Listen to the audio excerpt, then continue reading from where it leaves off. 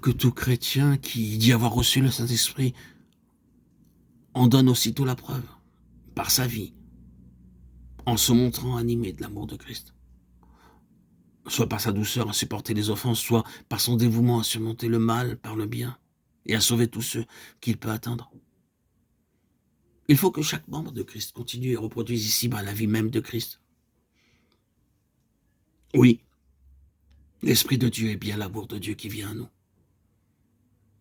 Et envisager sous cette face-là, cette vérité doit nous faire scruter sérieusement l'état de notre cœur, tandis qu'elle nous apporte aussi force et encouragement. L'Esprit est l'amour de Dieu, descendu jusqu'à nous. Cet amour est donc à notre portée, il demeure en nous. Depuis le jour où, après avoir cru, nous avons été scellés du Saint-Esprit, l'amour de Dieu a été répandu dans notre cœur par le Saint-Esprit qui nous a été donné. Romains 5,5. Quoi qu'il n'ait guère produit de fruits visibles dans notre vie, quoique nous ayons à peine senti sa présence en nous, et que nous ayons trop méconnu cette grâce clé de Dieu. Cependant, il était là, et avec lui était descendu l'amour, clé de Dieu dans notre cœur, car l'un ne peut être séparé de l'autre. Et maintenant, si nous voulons éprouver davantage sa présence, il faut commencer par croire très simplement ce que nous dit la parole de Dieu. Cette parole est inspirée par l'Esprit. Elle est le moyen préparé de Dieu par lequel l'Esprit nous révèle ce qu'il est et ce qu'il fait. Si nous recevons cette parole comme vérité divine, l'Esprit en réalisera en nous les promesses.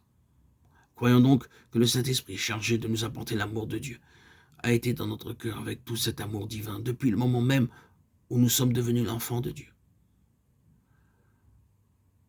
C'est parce que notre moi n'a jamais pleinement renoncé à lui-même, parce que le voile de la chair n'a jamais été déchiré en nous, que la puissance débordante de cet amour a été arrêtée et que nous n'avons pas eu conscience. Croyons néanmoins que l'Esprit demeure en nous, qu'il est là pour nous faire trouver dans l'amour de Dieu la force de notre vie.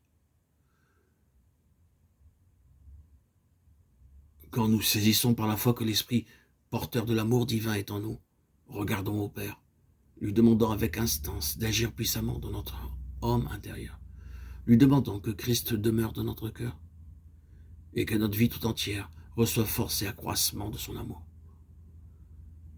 Pour répondre à cette prière, le Saint-Esprit nous communique en premier lieu l'amour de Dieu, l'amour du Père pour Christ, qui est l'amour dont il nous aime nous aussi, et ensuite l'amour de Christ pour nous, qui est l'amour dont le Père l'a aimé.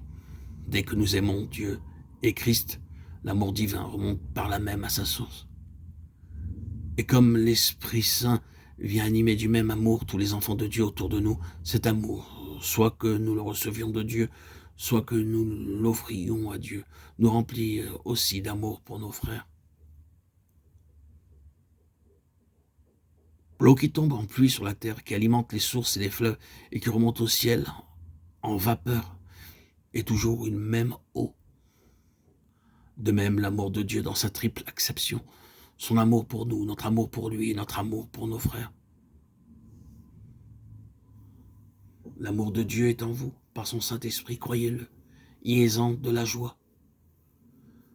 Livrez-vous à son influence comme au feu divin qui vient consumer le sacrifice et le faire monter aux cieux. Usez pratiquement de cet amour divin dans vos rapports avec chacun de vos semblables sur la terre, et vous comprendrez, vous témoignerez que l'Esprit de Dieu est l'amour de Dieu.